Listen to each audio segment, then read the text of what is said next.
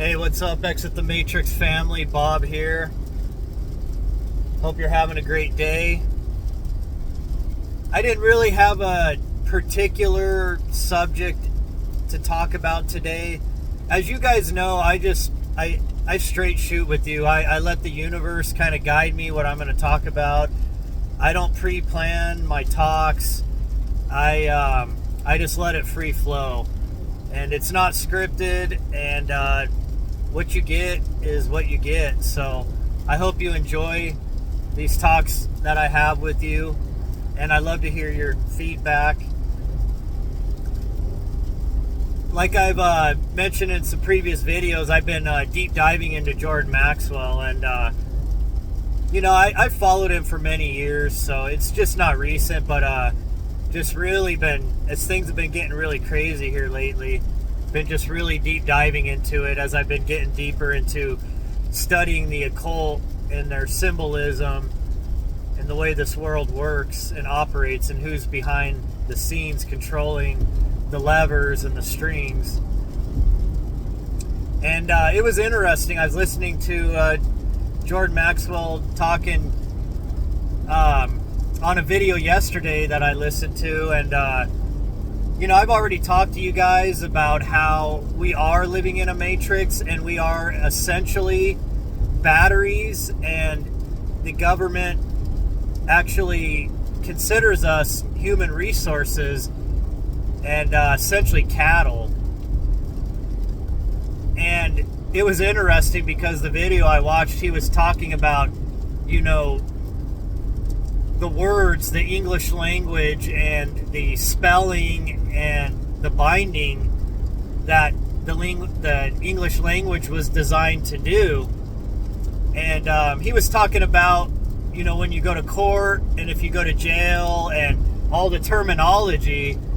And it was interesting because the terminology all lines up with what I've been talking about as far as us being conscious energy, and that they know this, but most people don't know this. They want you to believe that you're some kind of just a physical mammal being, that you're an animal, and that, like I said, they see you as cattle. But yet they know that you really are conscious energy, that you're sparks of divinity. Well, get this. So he was breaking down about when you go to jail. Think about this. When you go to jail, they call it a cell block. And you get put in your cell. Well, think of it as a cell like a battery cell. And when you get charged with a crime, get it charged with the crime, and then once you're done doing your sentence, you get discharged. So, he was just breaking all this down, like literally everything that has to do with our judicial system and our money system, our currency. It flows like water. It's controlled by the banks, the river banks. And just on and on and on about, the law of the maritime law, the law of the sea. And it was so interesting. He was talking about, when you're born, they take they put the baby's foot in ink, and they put the footprint on the birth certificate, right? The certificate of live birth. Well, one thing he mentioned that really struck me was think about this. The sole of your feet. They got your soul on a contract now on that birth certificate, which is tied in with the Social Security number, which is makes you a collateral on the debt and a security. They tell you to your face. It's all binding. It's No, you're a security on the debt to a central foreign bank. But they've got your soul literally in their contract, on a binding contract. You really got to study Jordan Maxwell, people, because my God, it blows your mind. And I'm trying to absorb it all because, I mean, I've been listening to probably 30 hours worth of Jordan Maxwell talks in the last 2-3 weeks. And I've known a lot of this was there, and I'm trying to retain it all, because the more and more you go into it, it's just unbelievable. The maritime law thing and our judicial system and our laws and just the way that it was all written it's basically all like witchcraft. I mean, we've been bound. We've all been born. You're born into slavery, people. You really need to figure this out. You are born as a slave, as a debt slave. Literally, the moment that you come through that portal, through the female portal into this realm, you make your entrance in your human avatar into the light, birthed like a ship birthing, delivered like the goods get delivered to the pier. You are now property of a government. You are property of this world.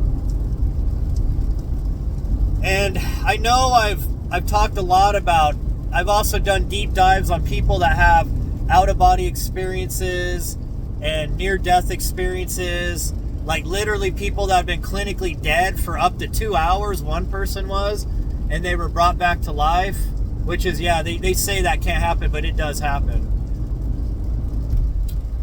Because the spirit is stronger than the body. And if you're meant to come back, you're meant to come back. But you really need to research into that too, people, because all these dots connect. That's why I don't focus on one subject like a lot of people that you see do podcasts and that do, research on stuff. They just focus on one particular subject or one realm of study.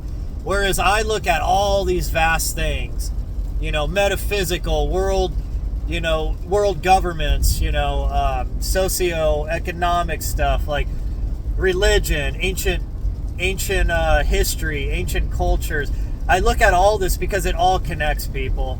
When you can take an overheaded view of this stuff, as you start to learn this information, it all starts to connect. But one thing though that I'm finding a disconnect with myself over is that these people that have these OBEs and NDEs, they tell you that on the other side that it's explained to them that that there is no religion and that we choose to come to Earth, and that this is like a learning, it's like a classroom where spirits come to experience this third dimensional reality, and where we get to experience duality, light and dark, negative and positive, good and bad. And because in the other realm you don't have that, because you're in a state of bliss. You're in basically you all of the blinders that have been put on you and all the disconnects between you and the Creator are gone, and now you're directly conscious of that direct connection with the source of all creation. But they say we choose to come here and that and all this, but the thing I'm also struggling with in my mind is this a prison planet and a reincarnation trap? Because the more that I start looking at a lot of Jordan Maxwell's teachings and watching what's going on with the world, with this with them terraforming this world, with the, the sprays, the clouds and all that. Get my meaning there? And the mixtures that people are having in them, put in them, if you get my meaning there. It is almost as if this is a type of reincarnation trap, a reincarnation cycle that we're stuck in, and that we are being used, that we are being just like cattle, that we are being raised, and eventually and essentially our energy is being harvested like batteries, and that once we're no longer useful, we're put to pasture, so to speak. And it's very interesting because, my gosh, I mean, you watch the first Matrix and it's like verbatim. And so I don't know, people. I'm struggling with all this because part of me is, struggling, like really wanting the love and light, argument, or, that side of me is really, the spiritual side of me is really yearning and hoping for that this is all just some kind of a nightmare that we're in, that we choose to come and experience this nightmare because it is, the dualisticness of this world is so drastic. It's such a wild experience, a wild ride, right? But I long to be back home in the love, in the light. And yes, you can find that here. I get that. But at the same time, it's like, I also see that this could be some kind of a trap, some kind of a reincarnation trap we're stuck in, a karmic trap, and that we're just being tricked to keep, after we die, we may get a short resting time, but then we're sent back to the light, and the light is essentially back into a female womb, and our spirit gets recycled back into this earth again. Where once again, as soon as we're born and we pop out that tunnel, that is the inception point into this realm, then boom, right away, you're already a slave again. You're already a security, property. And it just, I tell you, people, I wrestle with these things. Maybe this is why people are so adverse to going down these rabbit holes and just wanting to believe the fairy tales. Because the fairy tales bring comfort, right? That's what it even says in the Bible, I'll send you a comforter. But is that comfort just dumbing us down and protecting us from reality, from the actual reality, the reality behind the reality, so to speak?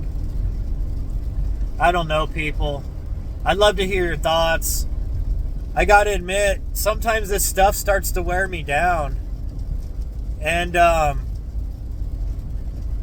there's great things in this world, and I think we really got to just refocus on our families and refocus on loving one another, literally following the teachings of Yeshua, the true teachings, the Yeshua, the mystic, the teacher, not this Yeshua, the obey Caesar and give unto Caesar what is Caesar's, and this false Jesus Christ character that they created to lull people into this comforting lie, just to believe that all will be okay. But at the same time, I want it to be that way. I don't know if I'm making this clear. Like I said, people, I don't script my talks. I shoot to you from my heart, from my soul, from my mind, from my spirit. This is all of my life's research that I basically just talk to you guys about, and my ideas and my theories. And I'll say this, as I've always said before, these are just my theories and my ideas. I have never told you once that this is absolute truth. So some of you that come at me, just understand that I'm just like you. I'm trying to figure out this world, and I've always said too that maybe the biblical story could be the full truth, possibly. I don't think that personally, but it could. Your views could be the right views. I don't know. Maybe we did come from monkeys and pond scum over billions of years of evolution. I don't know. I doubt that too, people. I think both of those stories on both the far right and the far left are wrong, in my opinion. I think there's some truth in both of them, but there's also some misguiding things that, that lulls people into thinking certain ways. And it is interesting, though, that the Hermetic teachings, literally the Hermetic teachings for thousands of years have been teaching us about quantum physics and the laws of this universe, at least the laws of this construct. And they are absolutely truth. Now our quantum physicists are finding out that literally every single one of the the Hermetic teachings are all exactly line up with quantum mechanics. So they've been this knowledge has come down for thousands of years, people. And it is interesting to note that the Hermeticists teach that the proper way to live this life, to walk this matrix, is, they call it the middle road, the middle path, which means, people, that you find a balance between the left and the right hemispheres of your brain. If you allow the left side to run, sorry folks. If you allow the left side to control you, then you're out of balance. If you can allow the right side of your hemisphere, your brain, to control you, you are out of balance. If you let your emotions go one way too far, you're emotionally out of balance. So they teach that to live this world the proper way and to walk the proper path, the middle path, is balance between all this duality. And I'm not saying this is absolutely the right way, people. I don't know, but I do find a lot of wisdom in that teaching. But it is interesting to note that most religions will tell you, well, you're a fence sitter, then, that you're a lukewarm, or you're in the Bible. There's a story, that basically talks about like the seeds, and the tares in the field, and how some will come up as good crops, some will be mixed with weeds, and then others will be all weeds, right? Well, they like to say, well, if you're the one in the middle and you're not picking sides here, then you're the one on the fence, and that means you may have some good deeds, you may have some wheat grow up, but you're also going to have tares mixed in, or weeds mixed in with your wheat, so you're not good or bad, you're just kind of lukewarm. Well, that may be, people, and you know what, I guess I'm lukewarm, because I don't pick an extreme side, because I see both of the extremes as absolute ridiculousness, and both sides are absolutely programmed, in my opinion. I just, it is interesting, and that would be something else I would, even those of you that are, more religious and lean more to the right, maybe you follow Islam or Christianity or Judaism, I would say Hindus, because Hindus actually, their teachings actually teach essentially about balance. They already teach about the Hermetic teachings. So, but I would really challenge any of you that are more far right or left, even far left thinking, to learn about the Hermetic teachings. And I think you'll find that they make a lot of sense. I think you'll find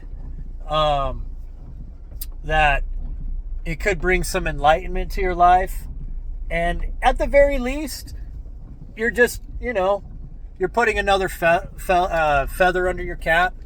And maybe you'll see it as demonic, like I'm sure a lot of Christians would claim it's demonic, which it's not. It's literally just teaching you about how this realm operates. It's teaching you about the laws of this realm. And if you read the Hermetic teachings, you'll realize, especially if you understand quantum mechanics, at least on a layman's level, I think you'll understand that, wow, these guys actually were right on about how energy flows and moves in this world. And I don't know, I do resonate a lot with that middle road approach to life. But I know there wasn't a particular subject today that we talked about, but I think we touched on a few interesting points, people. I would love to hear your thoughts about some of this stuff. And, I'd love to hear if there's some certain subjects that you would like me to talk about. And as I mentioned the other day, I haven't announced it officially yet on Exit the Matrix, Facebook or X yet, but I want to start raising some funds to build a little studio in my house so that I can start interviewing people. And honestly, I'm not looking to interview like famous people and all that. I honestly want to start bringing on like people, some of my followers and interview you, people that have had their own spiritual experiences, their own interesting theories and such. And I got to get some better equipment at my house. Right now I have a pretty, crappy Google Chromebook, and I use my phone for most of the times that I do guest on other platforms like Our Twisted Universe. I'm essentially just doing it through my phone on Zoom and such. So pretty low tech, but hey, that works for me. I don't have a lot of time, people. I don't have time to edit videos and, polish up all this stuff and sing and dance for you and try to entertain you every day. Like, that's the one thing I get from people. That the one negative thing I get from some people is like, oh, you're boring, you're this and that, the way you talk. And like I said, I'm sorry, people. I'm straight shooting with you. This is me. You're getting me, the real me, okay? I'm not out here pretending to be like some celebrity. I'm not out here, trying to entertain you and make you laugh. And I mean, trust me, I love humor. I every now and then you might catch some of my humor. I actually like to do like voice impersonations and some stuff like that. And maybe I'll start working some of that into my videos, and maybe some of those that are, might come around then because they'll like some of that entertainment value I can add to it. But I'm more worried about trying to wake people up, not entertaining people. And I'm walking the path here on earth, trying to figure things out and trying to unravel mysteries and make sense of it all. And I enjoy those of you that are on this path with me. And I hope you're enjoying the ride. I'm not the smartest person in the world, but I'm not the dumbest person either. And I've just happened to be somebody that's researched these things for a long time. And I devote a lot of time to this. Thank God I have a job that I'm able to, as I work, absorb as much information as I can. And so I am able to incorporate that into my teachings with everybody. And I hope you enjoy that, because I realize that everybody lives really busy lives. Sorry, my nose is itching like crazy right now. Allergies are starting to kick in. But anyways, I know that a lot of you don't have time to look into a lot of this stuff, and so I know that you maybe listen to me to glean some things from me, and maybe certain things you catch that sounds interesting, you will go do your own research on. I'll try to give you references as much as I can. There's a wide variety of interesting things to read. Or the good thing about nowadays is you don't have to just sit and read stuff, people. You don't have to go buy books, download PDFs and stuff. No. There's literally most of these things that I research, a lot of it I listen to, because nowadays most of these books, like the Book of Enoch, the Nag Hammadi, a lot of the cuneiform tablets, You know, a lot of the books from the Dead Sea Scrolls that are not in the Bible. I mean, a lot of this stuff, the Bhagavad Gita I just went through the other day. A lot of this stuff, people, you can find on YouTube, and you can read along or just listen along, and you still can absorb some of that. I believe, honestly, that reading it is the best way to absorb information. For some reason, your brain just, at least with most people, your brain absorbs it better, right? But, you know, sometimes I got to rely on listening, but the good thing is I have a mind that's tuned in to listening well and picking up details. And so anyways, folks, I really appreciate you, but going back real quick to what I get sidetracked sometimes. So give me some grace, because my mind, you got to understand, if you do the stuff I do, like just the research, you got to understand you have a million things going through your mind at once. And it's easy to like squirrel, right? All of a sudden you go down a different path. And I'm sorry, I do that sometimes, and I do apologize. I'm trying to get better about staying focused on one subject at a time and one path at a time. But anyways, what I was introducing, that I was mentioning a little bit ago here, is that to raise those funds, what I want to do is, if you can donate $25 to ETM, I will give you 30 minutes of my time on Zoom, one-on-one. And we can talk about whatever subject you want. You can ask me whatever you want. You can bring stuff to if you want to teach me some new stuff, that is fantastic. You know, whatever you want to do, you know, whatever you want to talk about, you know. And $50 will get you an hour of my time. And that's kind of where I already, actually, believe it or not, just off some of my listeners on my YouTube channel here, I've already got a couple people that are already wanting to book some times with me. So that's fantastic. And I think I'll get really busy once I hit Facebook with that too. But that's what I have, people. I don't have products. I would love, trust me, I have a lot of ideas of stuff I want to do as far as my own products that I want to make and provide to people. You know, because I am a bit of an entrepreneur too.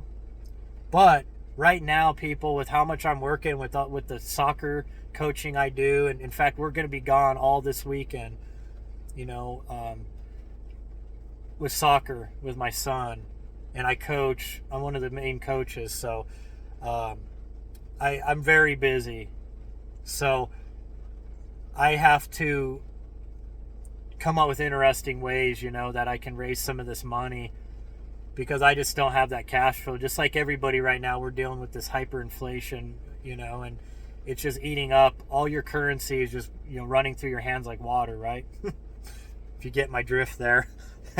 But I can give you some of my time. And time is your most valuable asset when you're in this realm. More valuable than money. So I hope that that'd be a fair trade with you. And anyways, guys, I appreciate you guys. I love you, and I will talk to you later.